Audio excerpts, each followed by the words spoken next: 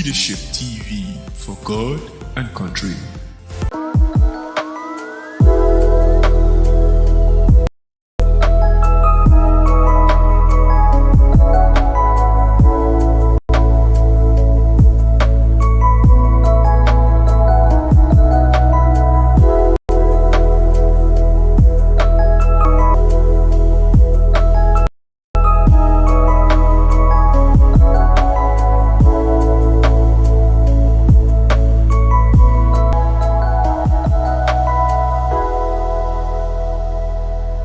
Be part of our brand.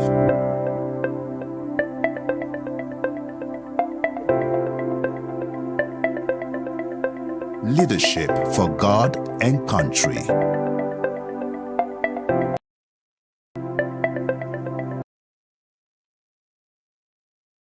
Good morning, viewers, and welcome to the Friday edition of your favorite breakfast show on television, Inside Nigeria. My name is Winifred Ugwebo, and I'm your host on today's edition, August 4th, 2023. As usual on the program, we like to flag up with Nigeria's most influential newspaper, Leadership Friday. Incidentally, Leadership Friday is the only Friday newspaper in the country. The leading stories on Tinubu's ministers and graphic map. Tinubu's ministers and graphic map, and of course you have a graphic map of Tinubu's 40. Oh, how many ministers now? Okay, we have profession 47, politicians 26, taking class 21. We have gender male 38, female 9. Age, we have the youngest 36, while the oldest is 68. And in the northeast zone, we have 10 nominees. We have 8 in northwest. We have 8 in north central, 9 in southwest, 5 in southeast, and 7 in south.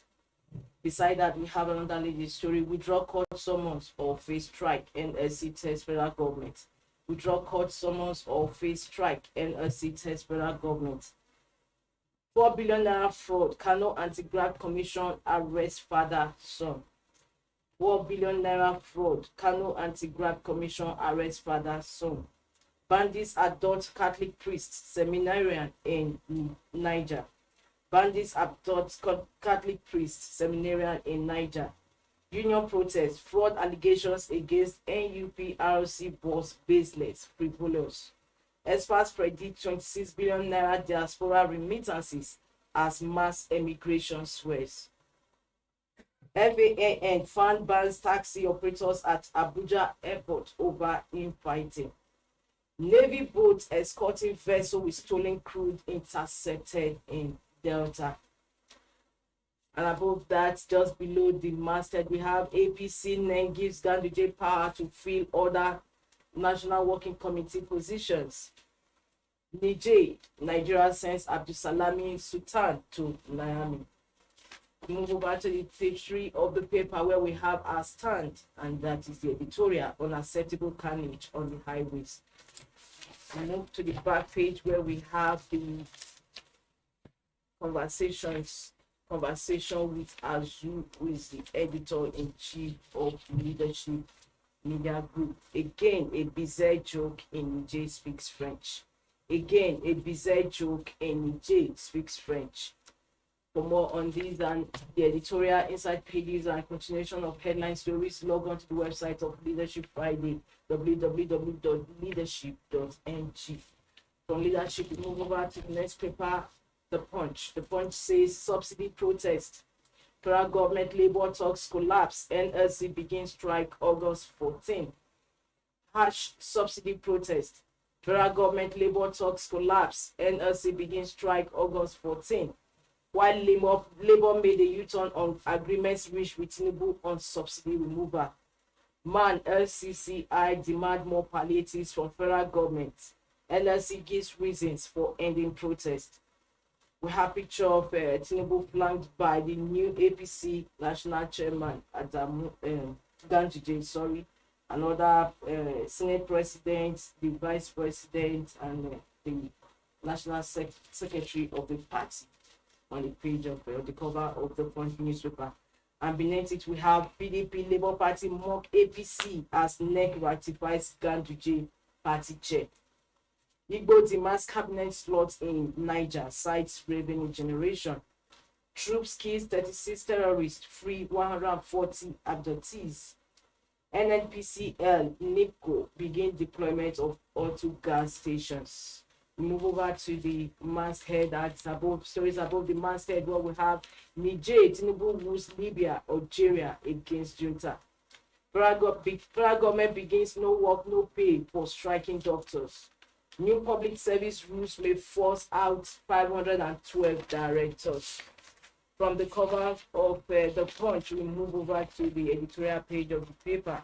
Editorial today is on rescuing poultry sector from catastrophe. Rescuing poultry sector from catastrophe. For more on that, as continuation of the headline stories and inside stories, log on to the website of the Punch newspaper, www.punchng.com. From that, we have THISDAY left on our menu for review. THISDAY has leading story at Ganduje's coronation. Tinubu says his election most credible. At Ganduje's coronation, Tinubu says his election most credible. Declares its policies are for Nigerians, not to punish them.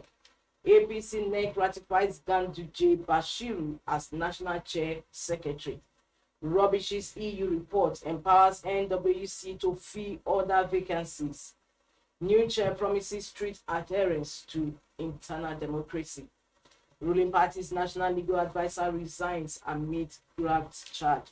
Because we have the story of Tinubu flanked by other party stars at the inauguration yesterday, or as the ratification of Ganduje as party chair yesterday. Above that, we have NLC threatens nationwide strike from August 14 over federal government's contempt charge. Lagos reaffirms commitment to fostering enabling environment for businesses. Above the masthead, we have pension assets hit 16.76 trillion naira, recorded 1.7 trillion naira growth in first quarter of 2023, says Pencom. Niger crisis in search of resolution. Tinubu dispatches 3-man team to Niamey. Abdusalami Abubakar leads delegation, sends another team headed by King Ibe to interface with leaders of Libya, Algeria, who will convey regional heads' displeasure to coupists, says Air's head of state. Defense headquarters, ECOWAS military chiefs here to receive battle order to engage in Niger. Article ACF Ado advised AU ECOWAS against military action. Harp on the diplomacy. From this day, we move over to the nation. The nation's leading with Ganduje pledges reform, fairness to reposition APC. Ganduje pledges reform, fairness to reposition APC. Former Governor Senator Bashiru stepped in. Tinubu, let's fulfill our promises. National Working Committee gets fiat to fill 6 vacant positions. Becon's assets hit 16 trillion naira data to buy electric buses. Tinubu sends Abdusalami Sultan to warn Niger junta. Kingway on diplomatic shuttle to Algeria, Libya. Labour threatens strike over contempt charge against Ajeru. Above the masthead of the nation, we have NSA probes another vessel head with stolen crude. Suspected military boat escorting ship. NNPCL/NIPCO to deploy 35 CNG stations. Oil gas free trade zones attract $16 billion investment. Just like every other paper, we move over to the editorial page of the Nation newspaper for the editorial today. The editorial is on Ikeja plane crash. Although there were no fatalities, it must be investigated and the public informed of the outcome for proper closure. For more on that, log on to the website of the Nation. And we have the second editorial, Dejimo Lewis at 80. Dejimo Lewis at 80. We wish Kabiesi a happy birthday and more prosperous years. Dejimo Lewis was an actor before, I tell you, he was headmaster before he became Kabiesi. or before he was called the candidacy. For more on that, you log on to the website of the Nation newspaper, www.thenationonlineng.net. From the Nation, we have Daily Sun on our menu. Daily Sun says APC probes Adamu, orders as Ganduje emerges new chair. APC probes Adamu, orders as Ganduje emerges new chair. Eskano governor vows to lead party with integrity, transparency, responsibility. NWC members frown at selection of same faith for chairman secretary. Tinubu tax APC leaders on good governance. I'll take that again. APC probes Adamu, orders as Ganduje emerges new chair. Eskano governor vows to lead party with integrity, transparency, responsibility. NWC members frown at selection of same faith for chairman secretary. Tinubu tax APC leaders on good governance. NLC threatens nationwide strike over federal government's contempt of court charges. Troops kill 36 terrorists, arrest 163 criminals, destroy 36 illegal refining sites. Why we shun second Niger bridge drivers. Enugu Onitsha Expressway blocked as revenue collectors stab truck driver to death. Bandits resume hostility in Niger, kill informants, communities deserted. Niger coup, Atiku cautions against military engagement. Refineries reps to revisit alleged 11.3 trillion naira spent on turnaround maintenance. 2023 WASC results, 1.6 million candidates no faith next week. Beside the masthead of Daily Sun, we have Nigerian military yet to receive order for intervention in Niger Defense Headquarters. Says deployment of troops, fake news.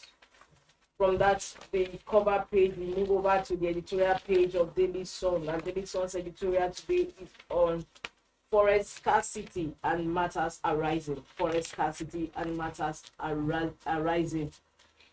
The first paragraph says the continued depreciation of the naira against major foreign currencies and foreign exchange shortage is an indication that the unification of the exchange rates is seemingly not working. The acute shortage of forests apparently defeats the objectives of the harmonization of the multiple exchange rates, which include to discourage arbitrage in currency trading and attract foreign investments. That's just the first paragraph of the editorial, forest scarcity and matters arising. For more on that, inside stories, continuation of front page news, just log on to the website www.sunnynewsonline.com. From Daily Sun, we have Vanguard next on our menu. Vanguard's leading with the contempt charge will go on indefinite strike August 14 if NLC. Contempt charge will go on indefinite strike August 14 if NLC gives August 11 deadline for withdrawal of summons. Will face Nigeria's challenges squarely. Tinubu. Stories on page 43 of Vanguard. Coup, ECOWAS delegation meets with Niger's military leader. Restore democracy in Niger through dialogue, not force. ACF tells ECOWAS. 7 retired military personnel caution federal government against use of force. GSK group to shut down operations in Nigeria. Subsidy remover, NNPCL, NIPCO, plan 35 CNG stations nationwide. And above that, we move over to the mastheads, and where we have MPRO, banks raise interest rates on savings deposits. APC, how Ganduje emerged 6th national chair, Bashiru secretary. Troops kill 36 terrorists, rescue 140 kidnap hostages nationwide. Diphtheria outbreak claims 122 lives in Nigeria, says UNICEF. Obaseki warns of crisis without remedial works on federal roads in Edo. Before we leave Vanguard, let's see what the commentary is all about today. Today, August 4, 2023. And it says ministerial nominees and Akpabio's bow and go. Ministerial nominees and Akpabio's bow and go. For more on that, log on to the website of Vanguard, www.vanguard.com. ngr.com. From Vanguard, we have Blueprint next on our menu. Blueprint says, as Ganduje Bashiru take over APC, NEC appoints external auditor to probe Adamu's tenure. As Ganduje Bashiru take over APC, NEC appoints external auditor to probe Adamu's tenure. My leadership will promote internal democracy, reconciliation, as Kano governor. You must redirect ruling party to fulfill our dreams. Tinubu charges NEC. National Legal Advisor El Mazouk resigns. Pump price of petrol to increase as crude oil price surges. DMO lists 130 billion naira suku to boost capital markets. Call Jace Man for impersonating election tribunal secretary in Niger. Abdusalami led ECOWAS team on troubleshooting mission to Niger. King Ibe heads to Libya, Algeria. Biden runs. We have no order to move against Mutinian's defense headquarters. And above these stories, we have troops neutralize a 6 terrorists, arrest 137, rescue 140 hostages. Stories on page 8 of Blueprint. YUBA partners Med Plus, Oriki, iFitness to enhance customer experience. LLC to federal government vacate all litigations or risk total shutdown from August 14. And just before we leave Blueprint, we move over to the editorial of the paper today. The editorial is on imbibe breastfeeding culture. Imbibe breastfeeding culture. Nigeria joins the rest of the world to celebrate exclusive breastfeeding week, and of course it runs from 1st of August to 7th of August every year. Imbibe breastfeeding culture. Editorial on Blueprint says. For more on that, stories on the side pages and continuation of headline stories, log on to the website www.blueprint.ng. Well, viewers, this is where we come to the end of the first segment of the program Inside Nigeria on Leadership Television. Don't forget, the second segment is going to take off immediately, as I already have my Friday guest in the house, Majid Dahiru. Don't go away, stay tuned.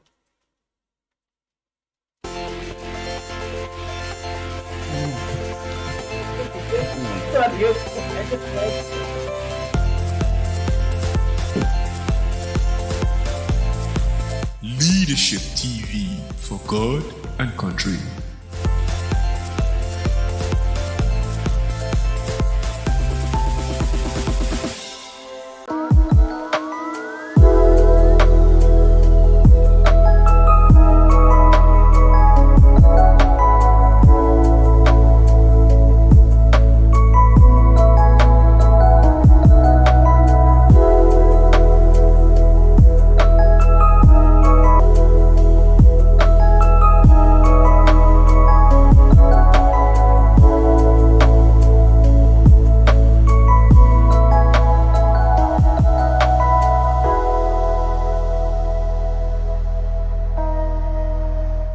Be part of our brand.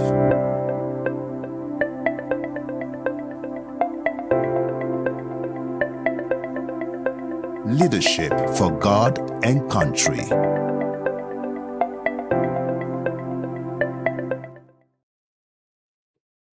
Welcome back. Okay, so just joining us, the program is Inside Nigeria on Leadership Television. My name is Winifred Gobo once again, and I have my guest, my Friday guest in the house, Majid Dahiru. Thank you so much. Thank you very much. To have you on the program. Thank you. Yes. And the Leadership newspaper, we have the leading story with a graphic man, incidentally talking about Tinubu's ministers in graphic map. Now, Leadership says there are 26 politicians, 21 technocrats, gender male 38, 9 female, youngest 36, while the oldest is 68. So, all in all, what's your view on Tinubu's ministers? You really want to hear my views? Yes. I think it's very underwhelming. It's underwhelming. Very underwhelming. Okay. I wouldn't say disappointing because I didn't really expect so much from him, given the way he's administered the country so far. It's very underwhelming. First and foremost, it took him more than the required Yes. 60 days stipulated by the Constitution to come up with a complete list of at least one minister per state. And when the list was unveiled, what we see is a list that is overwhelmingly based on partisanship and reward for electioneering efforts, as well as the zones where he got for the highest votes from. And I'm a bit curious as to how leadership people got to arrive at the conclusion that there are 21 technocrats. I couldn't pick more than 3 technocrats from the entire list. Yes. About three. The former managing director of the Federal Mortgage Bank, and Ali Pati, Professor Ali Pati, and Latifa Bueno. These are the 3 technocrats. Yes, they will have one Lagos that's internet something that's managing director of one online store. Okay, well, like I said, I didn't quite. 2G. Okay, maybe. So definitely, it's not a list of technocrats, as a lot of people have said, because we had advised the current state of affairs in the country. What you need is a cabinet of technocrats that are patriotic and with integrity to deliver good governance and not patronage. What I say here is a list of ministers that is nothing but compensation for political support, as we're likely going to see an explosion of patronage system in this government in the next 4 years, and that is very, very unfortunate. Besides, in the country where we have been asked to sacrifice, where subsidy has been removed because government can no longer afford it, and where we have consistently called for a corresponding cut in the cost of running government, as well as a reduction, drastic reduction, if not elimination of corruption, appointing 47 ministers at this time shows that our leaders are still behaving like some drunken sailors in a sinking ship. Incidentally, that's what the Guardian led with yesterday, that against all expectations at this time, it is unnecessary. The kind of people I'm seeing on the list, I don't know what value they're going to add other than to themselves and their political cronies.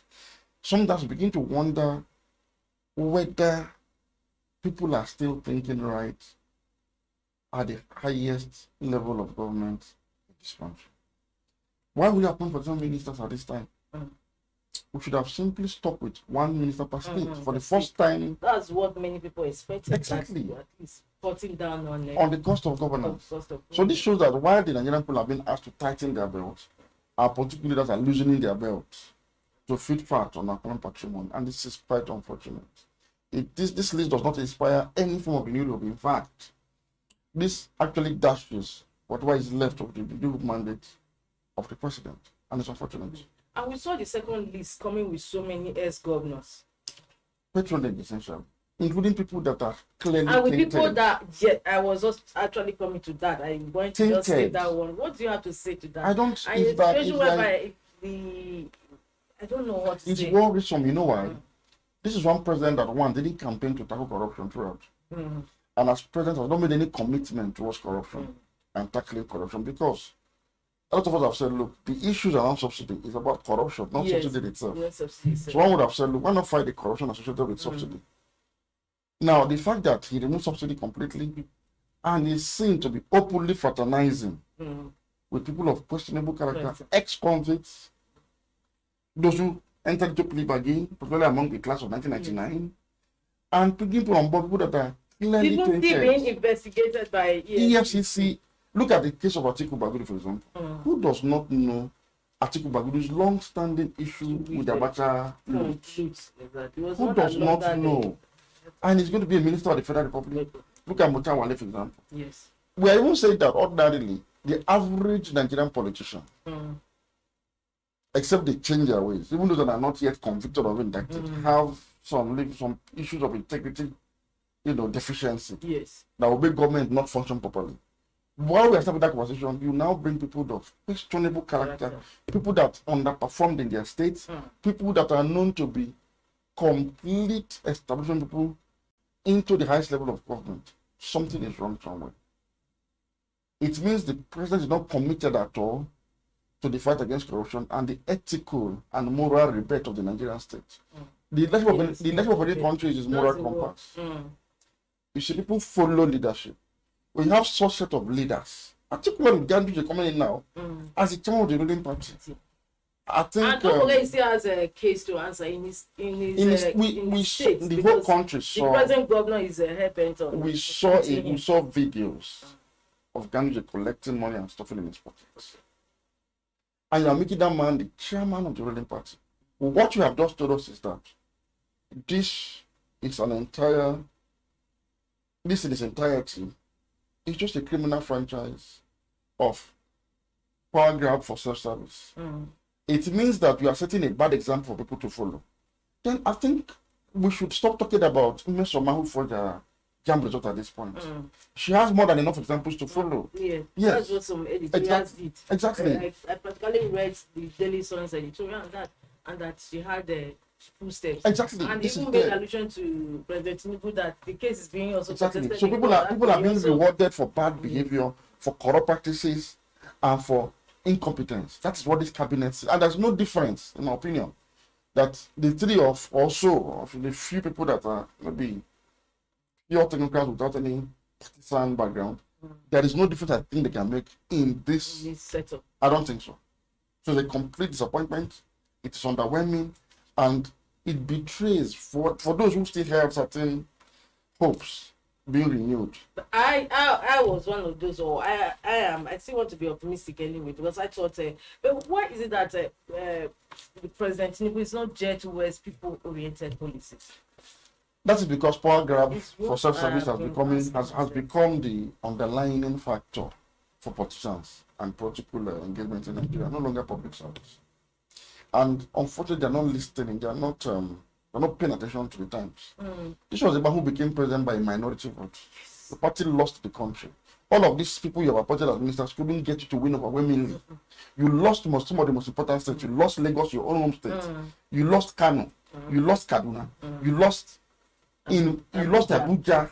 So what that tells you is that the people are already pushing out the establishment. And the only way to re-establish the influence of the establishment to which you belong to would have been good governance through reinvention, by you committing class suicide. You know, last one was I talked about committing class suicide.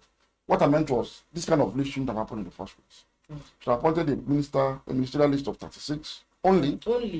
And people drawn from the entire universe that are best in their field, with portfolios attached to the most important ministers, so that they can have robust conversations in the National Assembly. But what did we have? People went there and just took and were taking bows and then leaving. Yes. So if I ask you now as a Nigerian, what is it in that list? Who are the what is likely to be the expectation from the ministers? I don't think anybody can actually point finger at anything. Apart from the fact that some we can easily have had a guess that Wale Edun will be finance minister. Yes. We can easily have had a guess that Fabio will be attorney general. Yes. Will be. Tell me in that list who, as a journalist, can you point out to be the Minister of Education? Is it the man that said when they asked him when he was born, he said 80-82? Thank you. Can you point at somebody in that list that can be Minister for Defense in a country that is challenged security-wise? Can you point in that list to be someone that can be Minister of Interior? Can you point to be somebody that can be Minister of Police Affairs, Agric? And so, who can be National Planning Minister then? So I think these people are just taking us for a ride. I think they are not listening to the times. They are tone deaf. They are drunk with power. And let me say this: the only reason why this government is not facing challenge now is because matter is still in court. A lot of people who voted against this government have this belief that they're going to win their case in court. Yes. By the time the cases in court are dispensed with, and it does not favor those they thought. Yeah, the favor. That is I think human should be ready for the people's rage. Exactly. If they continue like this. Just your thought was what a guest expressed yesterday. That yes, Hashim, that many people are actually waiting for. That is why you see that people are taking everything with brevity, waiting. You know? Now, when do you think these ministers' nominees are going to be accorded, given their portfolios? Well, for me as a Nigerian, it doesn't really matter to me because I'm not expecting anything from them. I see them as people that are coming to simply take advantage of whatever responsibility will be given to further their nest, because it's a compensation list. So they're expected to come there and corruptly convert their respective MDAs into political fiefdoms, and that is what I'm expecting. So I'm not even enthusiastic about their inauguration at all. Honestly, I'm not. It's sad. Very sad. Very, very sad. Now, another story that I also want us to look at is the story on leadership cover. Incidentally, I saw the story when it started trending yesterday. Navy boats escorting vessel with stolen crude intercepted in Delta. Navy boats escorting vessel with stolen crude intercepted in Delta. And the nation also has similar story. NSA proves another vessel head with stolen crude. Now, when Asari Dokubo came to visit Tinubu and made that allegation, levied the allegation against military that the military was complicit in oil theft in Nigeria. Many people said, oh, Asari Dokubo did not know what he was talking about. I told some people that he actually, on this line, I agree with them, because I was also, I followed a team that is cleaning up of the oil data region, Hyperrec or something. I was a part of the entourage to go there, and we chanced upon some of these military stealing food, and they even threatened to kill us on sight. So now, what leadership is wanting today, it does not give vent to what Asari Dokubo is saying. This is not about Asari Dokubo. It's about what I talked about earlier. The leadership being the moral compass of the society. If you have leaders that are stealing through the instrumentality of government and administration, being appointed into the highest offices in the land and to chair political parties, do you expect the rank and file soldiers that you are paying peanuts to go into Nigeria and protect the pipelines when you are the one benefiting from it alone? So it goes beyond what Asari Dokubo is saying. Has Asari directed his own rage at his political friends in the village to say, look, you need to improve on governance, you need to stop corruption? What's the difference between somebody who exported stolen crude to make money and the one who got the revenue from legitimately sold crude and then divide the money? There's no difference. So they are just also helping themselves. It's as simple as that. Because those that are supposed to manage our resources are helping themselves with it. So those that are in charge of securing the pipeline are helping themselves. That's what it is. Do you know that most of these military officials, when they are posted to Niger Delta, it's a they lobby to post. Yes. Because at the end of the day, it's an intense. It's normal. It's a normalized phenomenon. It's an intense lobby. It's people that are highly favored by the powers that are posted there. What does that tell you? An institutionalization, a normalization of the abnormality of corruption and haste. That's what it is. So when you see isolated cases of one or two, probably those people that are caught, now maybe they were not doing what they're supposed to do by way of loyalty. Maybe that's why they are caught. If not, I mean, it's a normal thing. So Nigeria has become a crime scene. Actually, can be done about it, because it starts from the villa.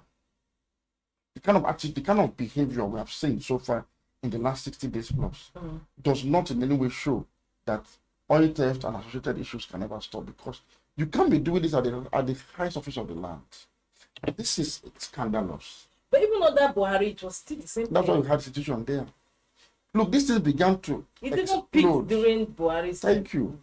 We had thought that Buhari was the worst thing that can happen in Nigeria. Yes. But I'm sorry to say, I don't know, I've changed my opinion.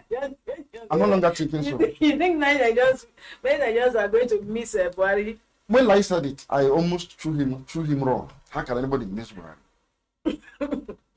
It is clear today that Buhari is far, way ahead, far better than Tinubu in every ramification. It is with pain in my heart that I'm admitting this. At least Buhari's ministerial list didn't descend to this level, to this low. No, it did not. Even Buhari picked former governors, we saw certain tendencies in those governors that suggested, even though we tried to become better, it didn't get to this level. It didn't. Unfortunately, this is a complete letdown.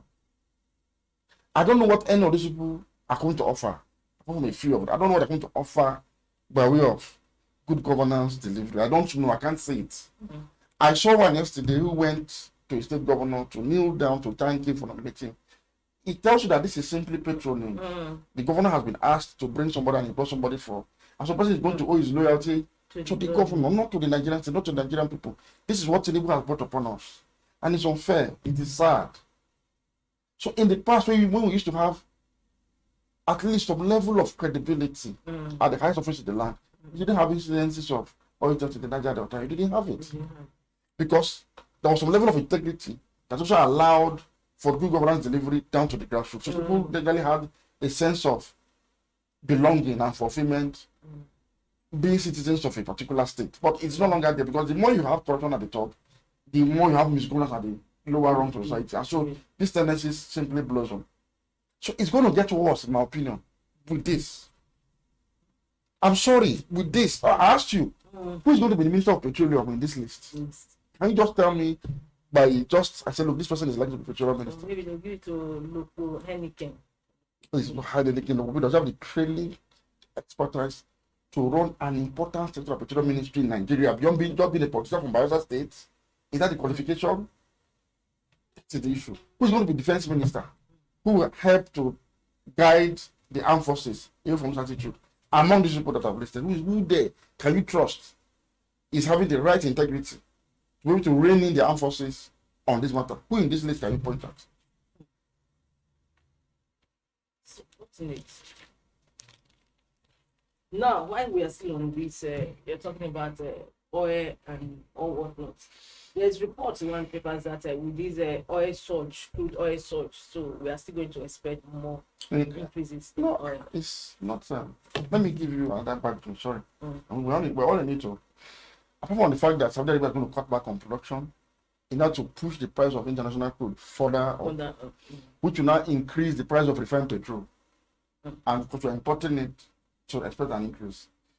You see, Naira was floated, and after a few weeks, when they saw the devastating impact of the floating. Yes, that during Buhari's tenure. Buhari quickly. No, of course. I'm talking about even now. Okay. They floated the Naira again. And they've seen the devastating impact because Naira was just free falling. But they are not withdrawing it. It's still floating. No, it's not. Okay. What they did was they tried to intervene. Okay. And that's why somehow Naira didn't deteriorate, didn't depreciate as fast as it would have depreciated. But the aim of floating was not achieved because there was still scarcity in the iron window. There was not enough supply in the iron window. And so people were still going to the open markets to either buy and sell. So it didn't bring about a unification. So they started intervening in the iron to bring it down to some certain level. But I'm sad to inform you, even though the authorities have not admitted it, that the CBN at this time, I don't know if they have regained the capacity, lost the capacity even to intervene. The CBN lost the capacity to intervene because our foreign reserve had dipped to a level where they can no longer intervene. And so it is free flowing again once more. So if the CBN is unable to intervene in the coming weeks and the Naira free flows and then depreciates against the dollar, you're going to have a quantum leap in the price of petrol. In fact, if man is that we don't have money to import. We don't have the money to import. We don't have the money. We want to now start exploring option of CNG. We don't have the money. Because you need to go and borrow money from banks in foreign exchange. And you pay a very high interest rate because of the risk associated with the business and all other things. And so Nigeria is going to experience the worst energy crisis soon, which will disrupt, rupture, and destabilize the entire economy with concomitant effects and consequences of social unrest. This was why, throughout my life, I've said it, that petrol, as well as any other energy-related issue, was the matter of national security for the state. And that there's nowhere in the developed hemisphere, from the United States of America to Western Europe, to Southeast Asia, to Middle East, to Saudi Arabia, Russia, and South Africa here, there's nowhere you subject energy prices to market forces. It's not done. The same thing with food. You don't price food with market forces price determinants. No, you don't do that. It's a state affair. It is the state that takes charge. That's why subsidy and other control mechanisms for pricing will always be there. Because we have a very corrupt government, successive corrupt government. They can't do their primary function of security and welfare.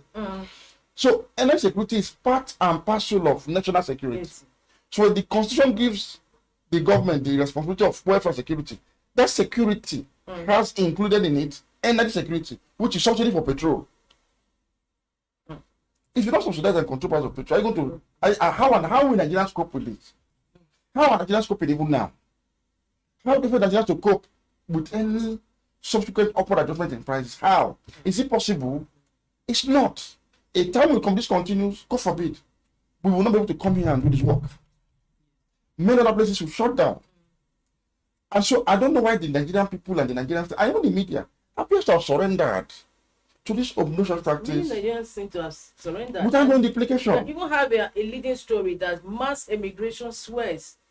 And because they can't help you, they have to leave. There is no way that government does not subsidize energy where it has to.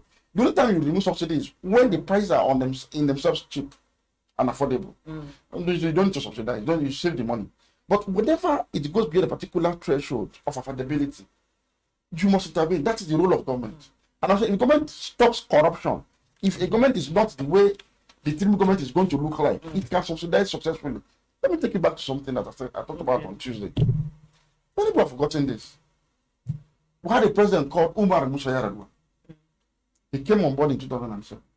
He made the price of petrol at 75 naira. He reduced it to 65 naira and maintained that price until he died.